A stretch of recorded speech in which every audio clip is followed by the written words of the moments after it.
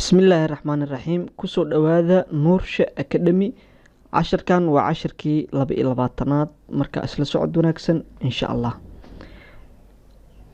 Ga ge gi go gu ga ge gi go gu. Okay, aan ku celiyo mar kale. Ga ge gi go gu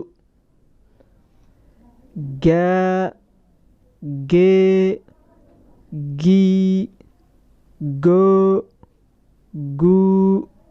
waxaan rajeynaa inaad fahanteen. la socda cashirka 23aad. guulaan idin rajeynaa dhammaantiin. wassalaamu calaykum waraxmatullaahi wabarakaatu.